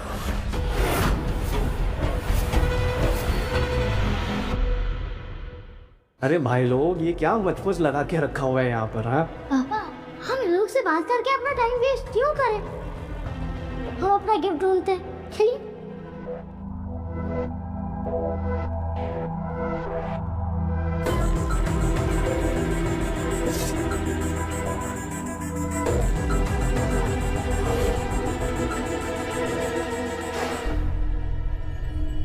आशु, मुझे तो समझ में ही नहीं आ रहा है, क्या ले? समझ के बाहर है ना? इसे कहते हैं बंदर क्या जाने अदरक का स्वाद। और वैसे भी एंटिक्स खरीदना ना रईसों का शौक है। बैंक में 50,000 आ जाने से तुम जैसा भिखारी रईस नहीं हो जाता। पापा, हमें यही तो चाहिए था। हाँ आशु, ये तो बहुत ही सिंपल पीतल की चायदानी है, उन्हें पसंद आएगी। हाँ, दादू को चाय पीना बहुत पसंद है, उन्हें ये चायदानी अच्छी लगेगी। तुम्हें कैसे पता? वो मम्मी ने बताया था। तो चलो ठीक है, दादू की पसंद का ही गिफ्ट चुनेंगे। ये तो एकदम नकली चायदानी लग रही है, और दादू को नकली चीजों से सख्त नफरत है। वाह शौर्य, तूने चुना भी तो क्या, एक कटोरा। और बस इसमें ना आप थोड़े से और चिल्लर डलने की बाकी है।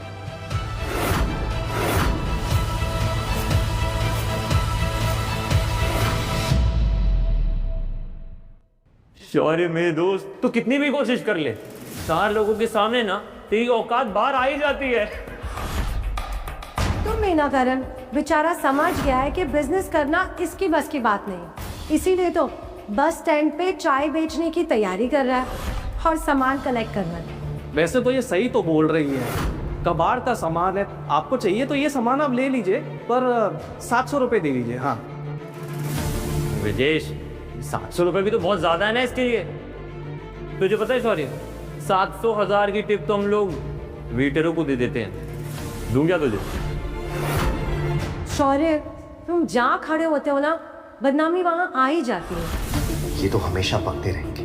वैसे दादाजी को ऐसी चीज़ नहीं दे सकता, लेकिन मेरे आशु की खुशी के लिए मैं ले लेता हूँ, बाद में खुद इस्तेमाल कर लूँगा।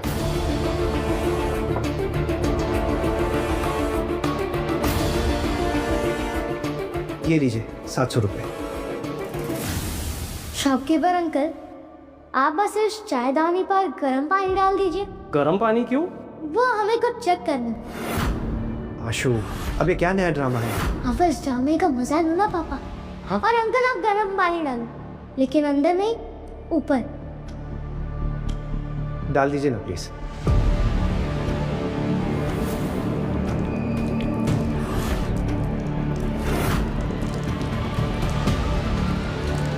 अब देखना टूटेगा। देखा, अब कचरे की किस्मत में कचरा ही है।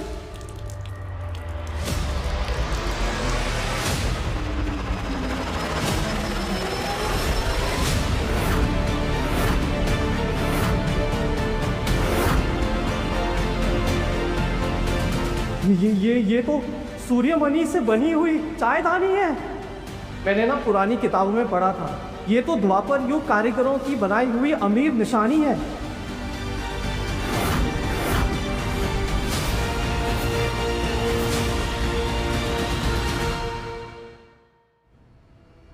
ये तो कमाल हो गया। ये केतली तो अशोका काल की है।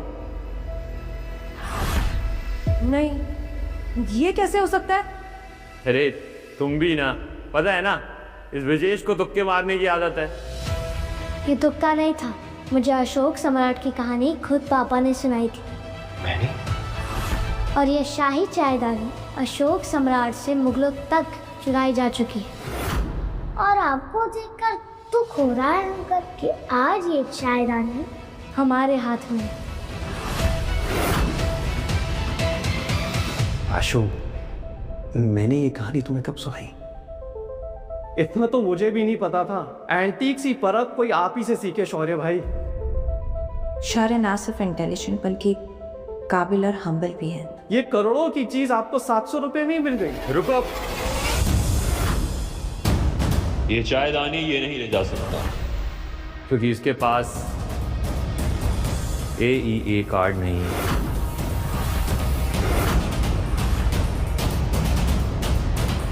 हाँ, ये नायाब केतली उसी के लायक है जो इस एंटीक को खरीद सकता है। क्या?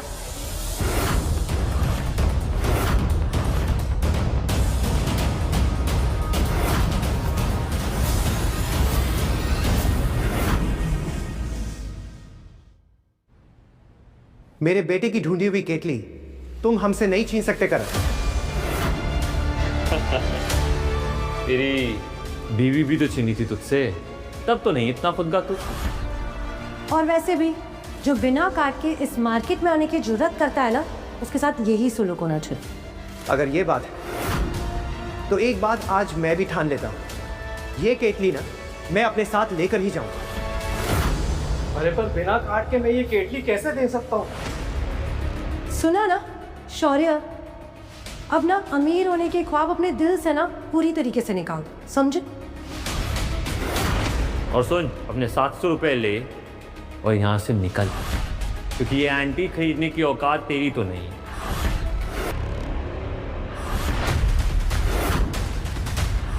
किसने कहा कि मिस्टर शौर्य की हैसियत? अंकल, कहा था ना कि डूबते को तिरंगे का सहारा चाहिए। हमें तो सीधा टाइटैनिक ही मिल गया। ये रहा मिस्टर शौर्य का एंटीक एक्सपर्ट एसोसिएशन का प्लेटिनम कार्ड।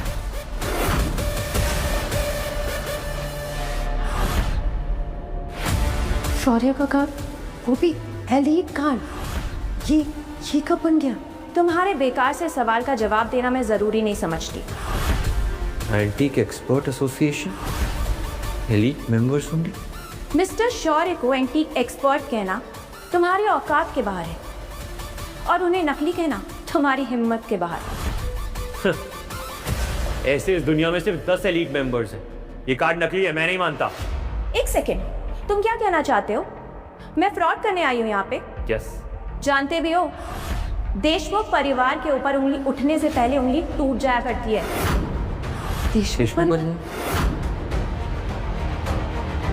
भाई अब इनका तो कार्ड भी आ गया है और 700 रुपये भी ये मुझे दे चुके हैं। तो अब देखा जाए तो ये चायदानी शौर्य भाई की हो। थैंक यू आंटी, आप तो स्ट्रॉबेरी आइसक्रीम जितनी स्वीट हो। आंटी को मस्का लगाने की जरूरत नहीं है। सच में थैंक यू सो मच। आज आपकी वजह से ही ये खजाना हमारे हाथ लगा है। मिस्टर शौर्य, देशमुख परिवार अपनी विरासत के लिए जाना चाहता है। हम आसानी से किसी से दोस्ती नहीं करते और जब दोस्ती करते हैं तो मरते दम तक निभाते हैं। और दुश्मनी तब तक निभाते हैं जब तक दुश्मन के कदम हमारे पैरों के नीचे ना जाए।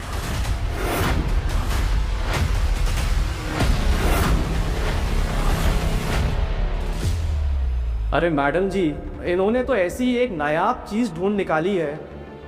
आप मानेगा 20 साल के धंधे में एक ऐसे नायाब एक्सपर्ट जीनियस से आज में मिल रहा। और जब ये खबर बाहर फैल जाएगी ना कि देशमुख परिवार के एंटीक एक्सपर्ट ने दरबार कलेक्टेबल से एक अमर निशानी खरीदी है, तो शहर में तहलका मच जाए। बकवास है ये सब।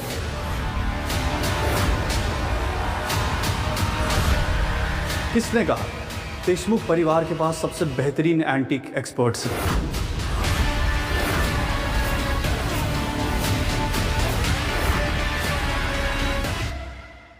किसने कहा देशमुख परिवार के पास सबसे बेहतरीन एंटीक एक्सपर्ट्स हैं? कमाल अरोड़ा। बस अब इसके आने की देर थी। अरोड़ा फैमिली जो पीढ़ियों से एंटीक का बिजनेस कर रहे हैं, उसका एक लौता वारिस। वाह, ये कौन है? ये बहुत फेमस है क्या? आशु, इनके बारे में तो मैंने भी बहुत सुना है। टीक्स के साथ साथ ना इन्वेस्टमेंट्स में भी इनका बड़ा नाम है। याद आया, जब मैं 17 साल का था तब ऐसा ही एक खानदान मीडिया में बहुत मशहूर हुआ था। सरकार ने उसकी सारी प्रॉपर्टी छीन ली और उन्हें जेल में डाल दिया। उनके इकलौते बेटे ने फॉरेन इन्वेस्टमेंट्स के साथ हाथ मिलाकर देश को धोखा दिया है। शायद ये वही है। छाया देशमुख, तुम्हें याद है ना, पिछली बार मैंने तुम्हारे सारे एक्सपर्ट्स खरीद लिए क्योंकि अरोड़ा फैमिली से एंटीक्स के मामले में कोई नहीं भिड़ सकता। लेकिन तुम बाज नहीं आओगे। शायद तुम भूल गए हो मिस्टर अमार, मैंने तुम्हें कहा था बहुत जल्द एंटीक किंग होने का ताज अरोड़ास के सर से देशमुख के सर पे आ जाएगा। चाहे तुम मेरा कितना भी पीछा कर लो, लेकिन मैं हार मानने वाली नहीं हूँ, आगे बढ़ती जाऊंगी। मैं कोई 11 मुल्कों की पुलिस नहीं हूँ जो तुम्हारा पीछा कर रहा हूँ, बल्कि मैं तो तुम्हारा साया हूँ। पर तुम्हारे इस एक्सपर्ट की चॉइस को देख कर ना मुझे तुम्हारी समझ पर डाउट हो रहा है। देशमुख एंटीक्स की जगह कचरा उठाने लग गए। शायद इसीलिए तुम आज तक तुलजापुर वाली तकनीक को नहीं ढूंढ पाए। अरोड़ा फैमिली में तो सब लोग पढ़े लिखे हैं, तो फिर आज का न्यूज़पेपर कैसे नहीं पढ़ा उन्होंने? आज का अखबार? ऐसा क्या आज के न्यूज़पेपर में? ये वही खानदानी तस्वीर मेरे पापा ने ढूंढ कर स्ट्रॉबेरी आंटी के दादू को दी है। इस आदमी ने? तुम्हें अभी भी इन पर डाउट है? तो कर लो एंटिक्स में इनसे मुकाबला। तो कर लो मुकाबला। मुकाबला करते हैं, जो इस हॉल में सबसे महंगी पेंटिंग ढूंढेगा वो जीतेगा। बोलो, है मंजूर? मंजूर।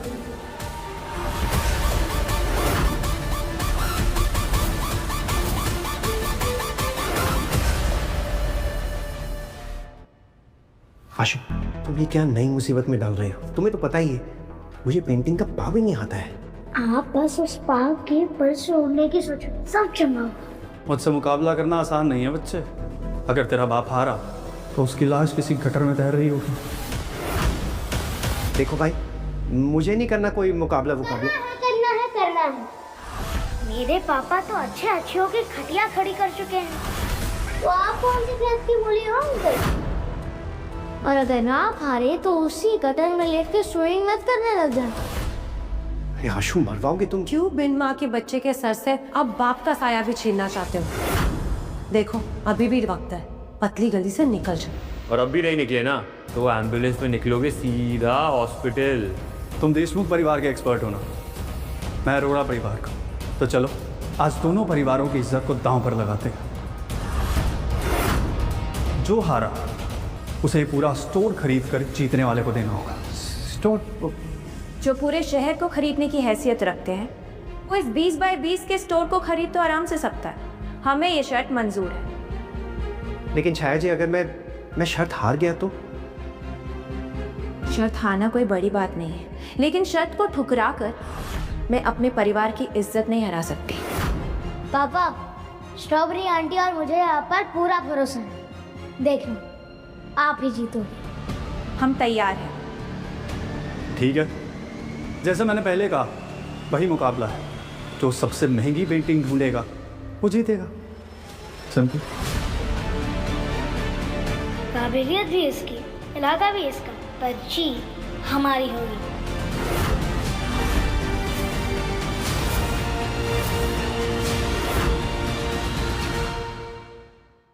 फिक्र मत करो, मेरे पापा कभी नहीं हारते।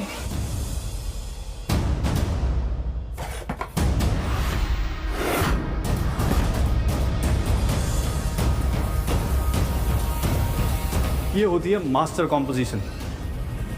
ब्रश स्ट्रोक्स क्या कमाल के हैं। ये मुगल काल की आर्ट है। ऐसी पेंटिंग मुगल काल के एक पेंटर कालिबुद्दीन बनाते थे। ये उन्हीं की पेंटिंग है। कमाल है, ये हमारे दरबार कलेक्टिव्स की शान है। ये एक यूनिक आइटम है, कम से कम 10 करोड़ की कीमत तो होगी इसकी। जब ये यहाँ की सबसे कीमती एंटीक है तो मुकाबला तो खत्म हो गया। शौर्य सुना, इट्स गेम ओवर। इतनी भी क्या जल्दी है? मेरे पापा ने तो अभी तक चुनना शुरू ही नहीं किया। शौर्य अब नहीं जीत पाएगा। बाकी पेंटिंग्स 20 लाख से कम की लगती हैं या नकली। शौर्य के पास अब जीतने का एक भी मौका नहीं। अरे अपने फादर को बोल, थकने की जरूरत नहीं है, गेम ओवर हो चुका है। That is the most expensive antique. कोई बात नहीं कर रहा। जब कश्ती डूबती है ना तो चूहे सबसे पहले दौड़ते हैं। अरे जैकपॉट! पापा, हम यही वाली पेंटिंग चुनेंगे।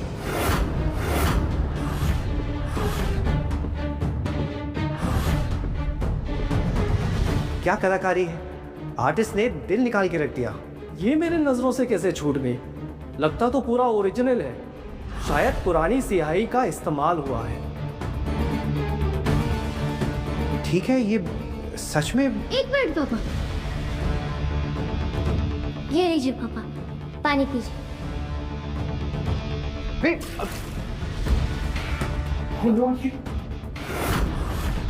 ये क्या हो गया? नहीं नहीं,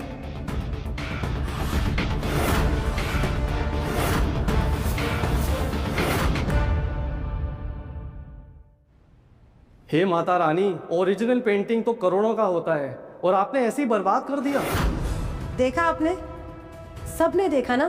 बेचारा ये ना आदत से मजबूर है। जब भी जिंदगी में कुछ अच्छा होता है ना, उस पर ऐसे ही ये पानी फेर देता है। कहा मैंने तुम्हें एंटीक्स का एक्सपर्ट समझ लिया था और तुम्हें तो नायाब चीजें संभालने तक नहीं आता। ओह नो, ये क्या कर दिया इसने? अब क्या होगा? सब खत्म हो गया। पापा रिलैक्स, हम ही जीतने वाले हैं। इतने बड़े नुकसान की भरपाई करना तुम्हारे पापा के बस की बात नहीं है आशु। तुम और अगर मैं ये दुकान भी बेच दूं ना तो भी मैं इसकी पूरी कीमत चुका नहीं पाऊंगा।